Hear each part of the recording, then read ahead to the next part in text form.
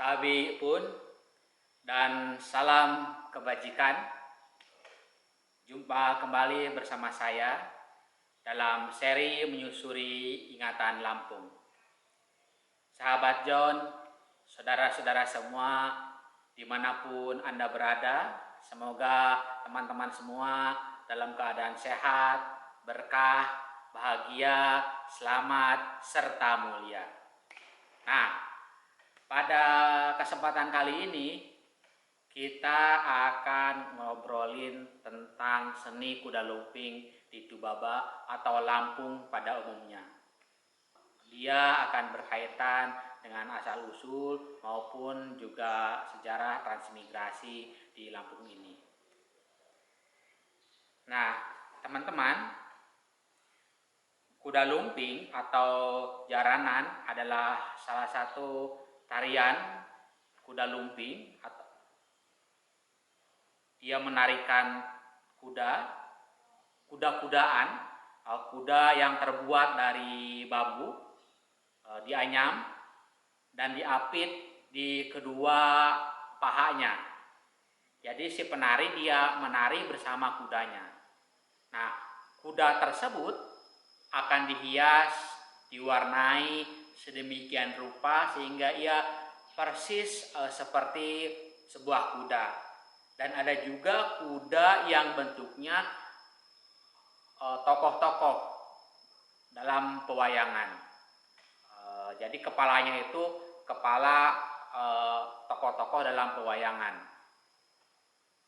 Nah, dalam kuda lumping itu didominasi musiknya dengan suling maupun kenong.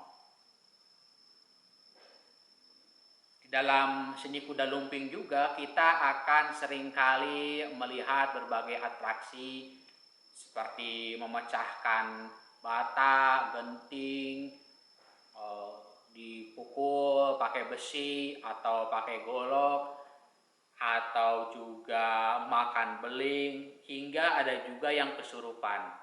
Nah, lazimnya kalau kita pergi ke Tubaba atau ke Lampung, seni-seni kuda lumping itu akan kita temukan pada umumnya dalam acara-acara selamatan atau ritual tertentu seperti misalnya tolak bala, sedekah tani dan lain-lain yang dilakukan oleh masyarakat keturunan Jawa di Lampung. Dan transmigrasi sendiri di Lampung itu terbagi dalam dua periode. Pertama masa pra-kemerdekaan dan kedua pada masa setelah kemerdekaan. Pada masa pra-kemerdekaan sendiri, transmigrasi atau biasa disebut kolonialisasi itu terjadi pada 1901 atas perintah dari Ratu Wilhelmina. Nah, ke-55 keluarga pertama kali yang diberangkatkan pada 1901 itu dari desa Bagelan, Karesidenan Kendu di Jawa Tengah, naik kapal, tapi tidak diceritakan berapa lama perjalanan di kapal itu dari Jawa Tengah ke Lampung itu. Nah, kemudian di kapal itu berlabuh di Pelabuhan Panjang. Nah, dari Pelabuhan Panjang itu barulah para transmigran ini berjalan kaki selama 3 hari 3 malam ke daerah Lampung Selatan dulunya di Gedong Tataan. Nah, kemudian dia jalan ke sana terus. Nah, di tempat lokasi pembukaan lahan itulah kemudian dinamai desa tempat mereka berasal dari Jawa Tengah itu, Bagelan, desa Bagelan. Mereka membuka lahan dan mereka dipekerjakan dalam perkebunan VOC atau Hindia Belanda.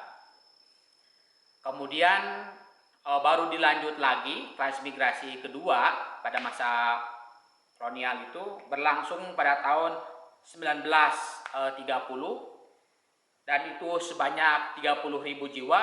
Lalu di fase selanjutnya kemudian di tahun 1940 dan itu sebanyak 50.000 jiwa.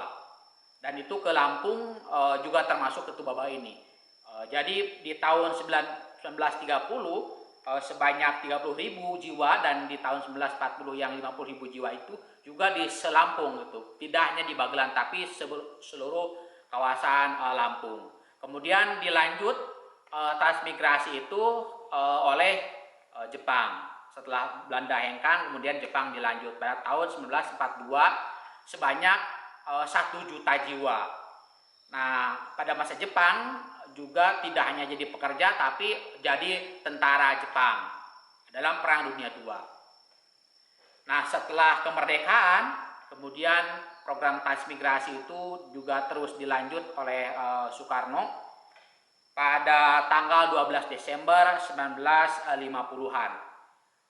Memindahkan juga beberapa warga sebanyak 23 kakak ke Lampung.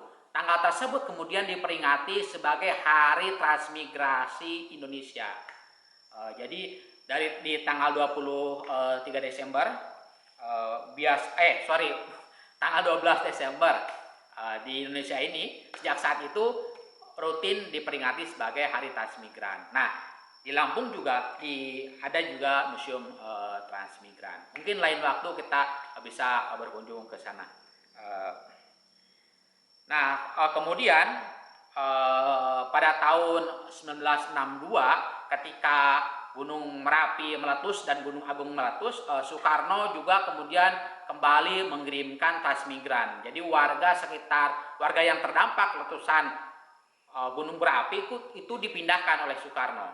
Nah, tujuan transmigrasi pada masa itu sebagaimana yang termuat dalam Undang-Undang Nomor 20 Tahun 1960 ialah untuk meningkatkan keamanan, kesejahteraan rakyat, serta persatuan dan kesatuan negara. Maka diadakanlah transmigrasi. Nah, kemudian terus juga dilanjut oleh pada masa Orde Baru oleh Soeharto. Dan pada masa Orde Baru ini transmigrasi tidak hanya bertujuan untuk memindahkan warga, pemerataan penduduk, persatuan dan kesatuan, tapi juga transmigran ini dia didorong untuk juga mendorong komoditi ekspor pangan itu. Jadi para transmigran pada masa Soeharto dia wajib dan diharuskan bercocok tanam. Maka sejak saat itu banyak transmigran pada masa Soeharto ini menanam pohon-pohon tanaman industri kayak misalnya tebu, karet, singkong dan lain itu harus itu karena dia didorong untuk pembangunan swasembada pangan atau juga repelita. Nah, pada masa Soeharto ini juga transmigran ini tidak hanya dikirim ke Lampung, tapi ke berbagai daerah di Indonesia seperti Papua, Sulawesi, Kalimantan, dan banyak daerah lainnya.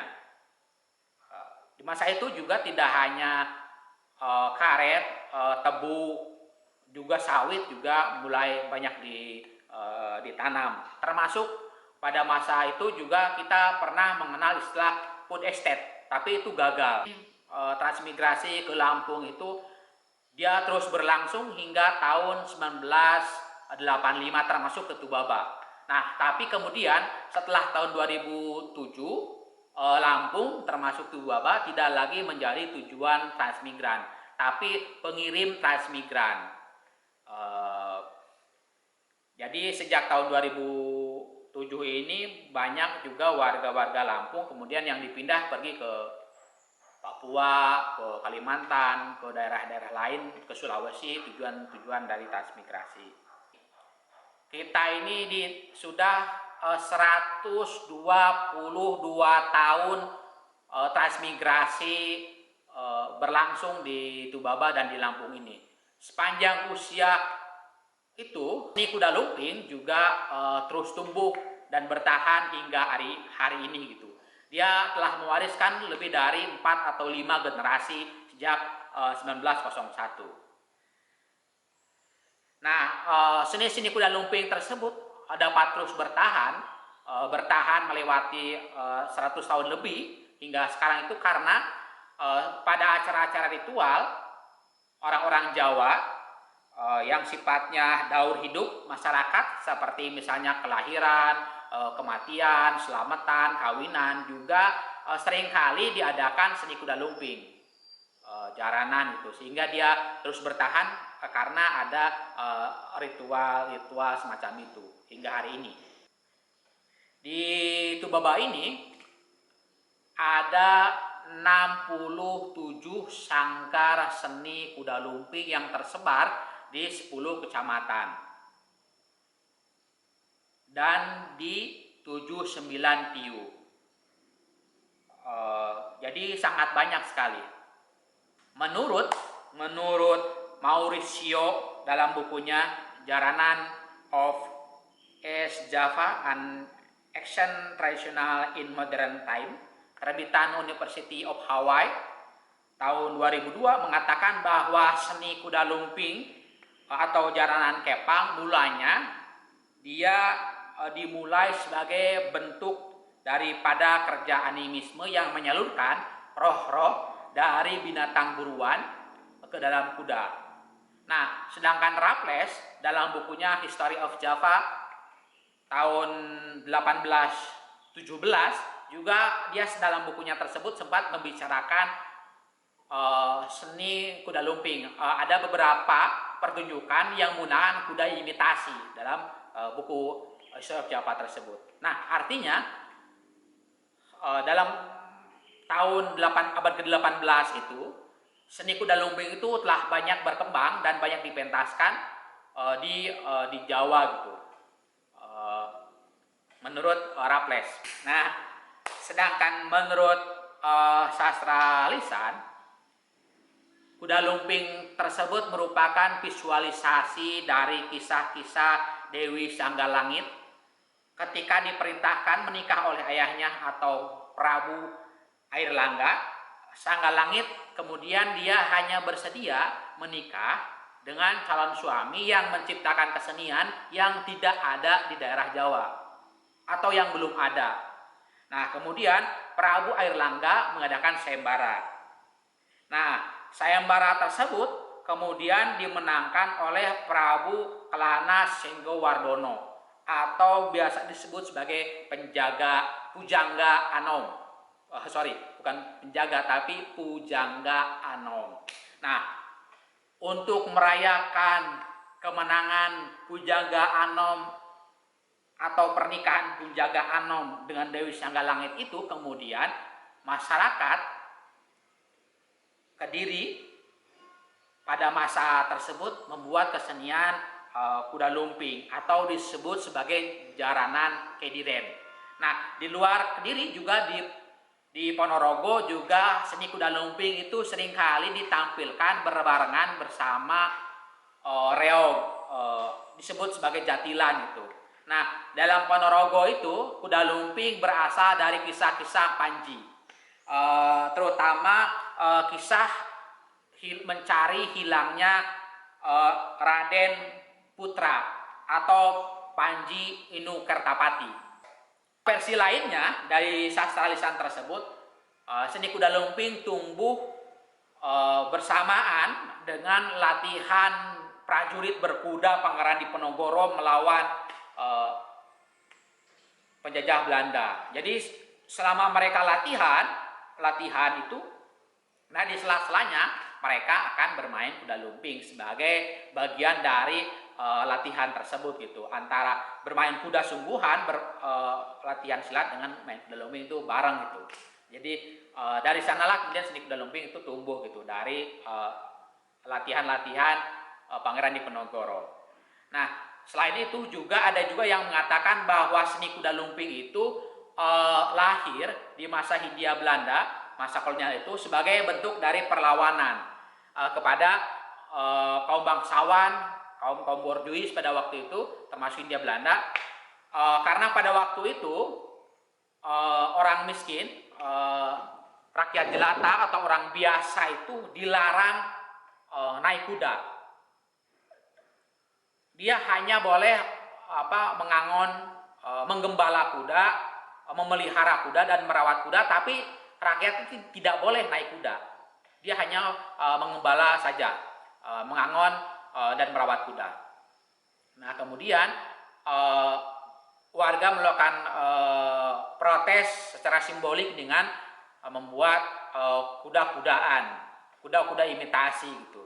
Misi kerakyatan di desa-desa untuk melawan Belanda gitu. Nah, kira-kira gitu sahabat-sahabat John.